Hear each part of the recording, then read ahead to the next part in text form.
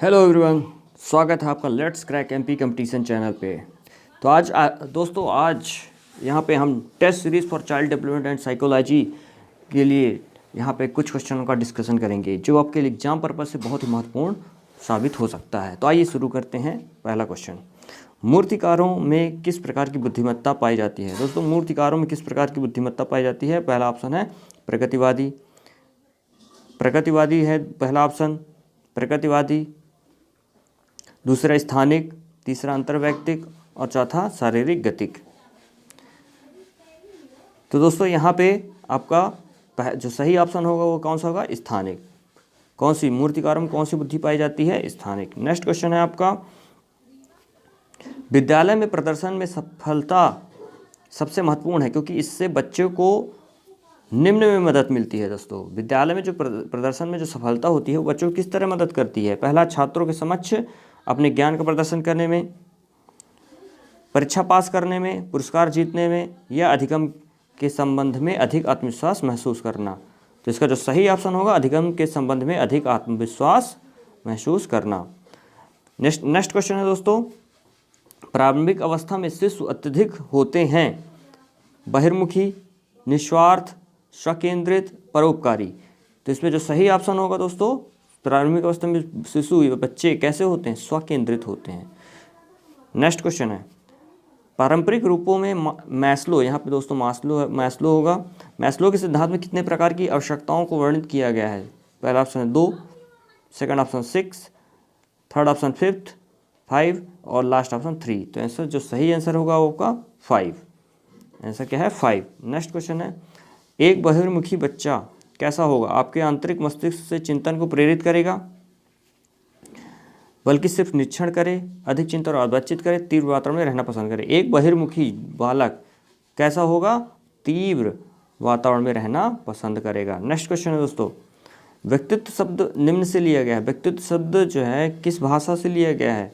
आपका उपयुक्त में से कोई नहीं, यूनानी, लैटिन या जर्मन। तो दोस्तों ज़्यादातर वर्ड कहाँ से लिए गए हैं? लैटिन से। तो इसका जो सही आंसर है दोस्तों वो क्या है? लैटिन।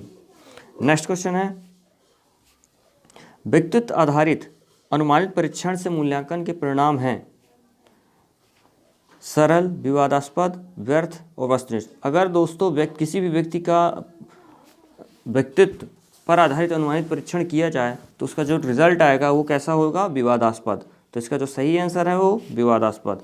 नेक्स्ट, बच्चे को चोट लगने के बारे में लगभग प्रतिदिन चिंता होती है, इसका कारण है ऑटिज्म, ध्यानाभाव, चिंता विकार, अधिगम अक्षमता।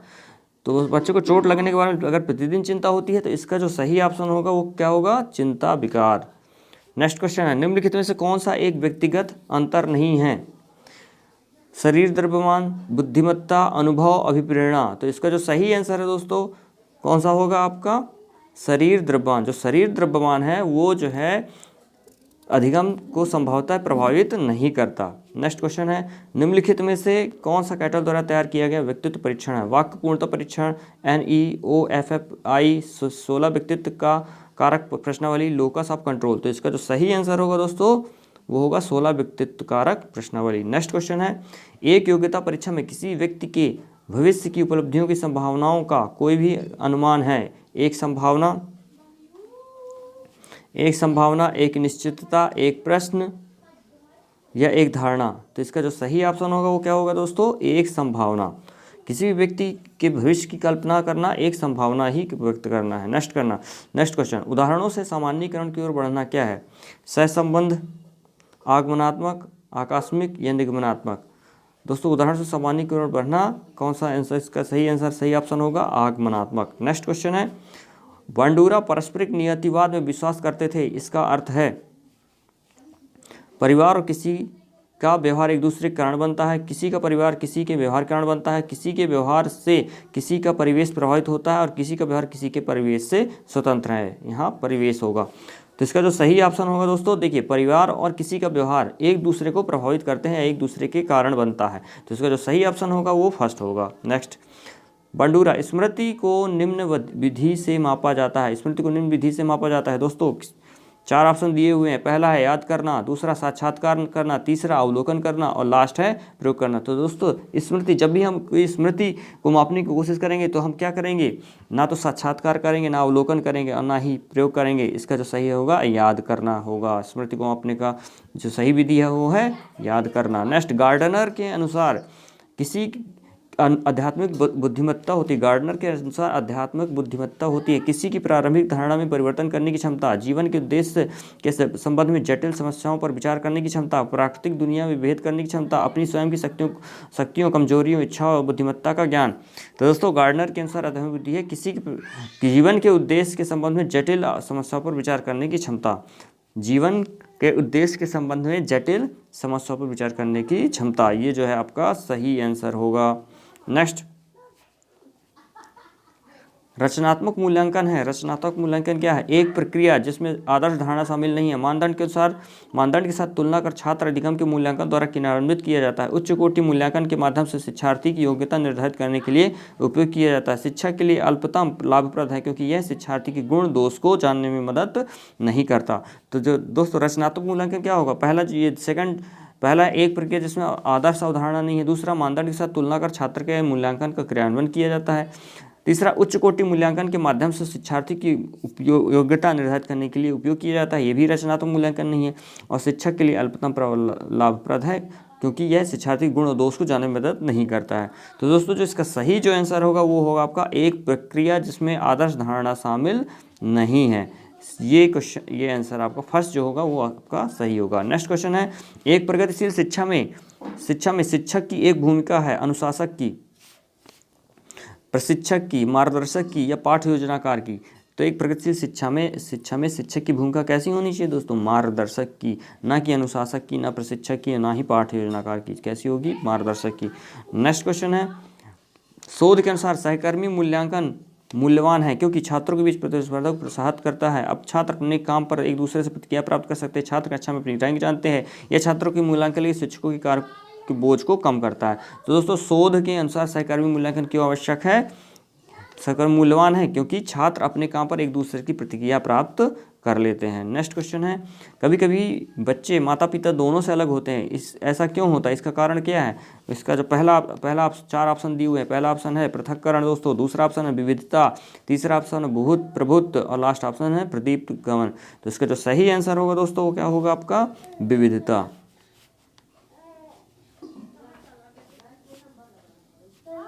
विविधता के कारण। नेक्स्ट क्वेश्चन है दोस्तों, स्टर्नबर्ग की बुद्धिमत्ता के सिद्धांत में निम्नलिखित में से किस चरण में समस्या का समाधान ज्ञात करना शामिल है। दोस्तों यहाँ 4 चरण दिए हुए हैं, इसमें से आपको बताना है कि किस चरण में स्टर्नबर्ग की बुद्धिमत्ता के सिद्धांत में किसी समस्या का समाधान शामिल होता है, यह ज्ञात करना होगा। पहला अनुप्रयोग, दूसरा प्रतिचित्रण, तीसरा संकेतन और लास्ट है प्रतिक्रिया।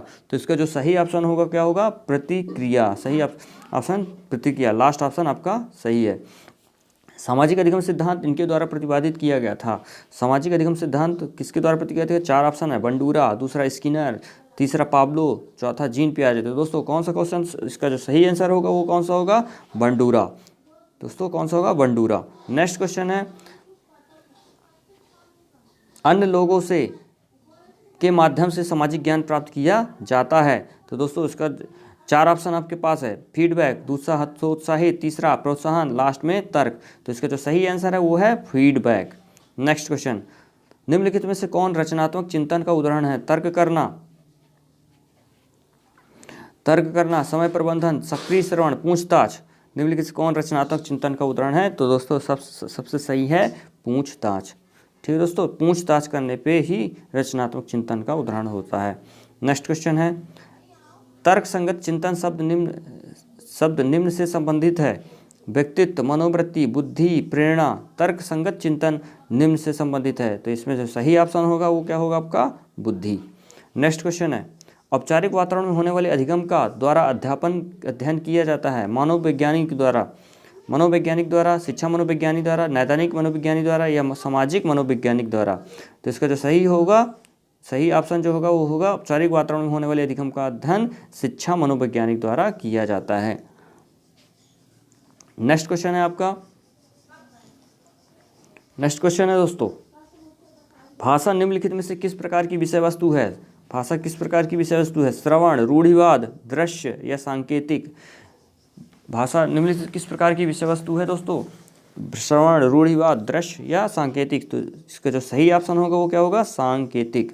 सही ऑप्शन क्या होगा? सांकेतिक। नेक्स्ट क्वेश्चन है, किस पेशे में अभिवृत्ति जांच का सबसे अधिक उपयोग किया जाता है? यहाँ पैसे नहीं पेशे है। किस पेशे में अभिवृत्ति जांच का सबसे अधिक उपयोग किया जाता है?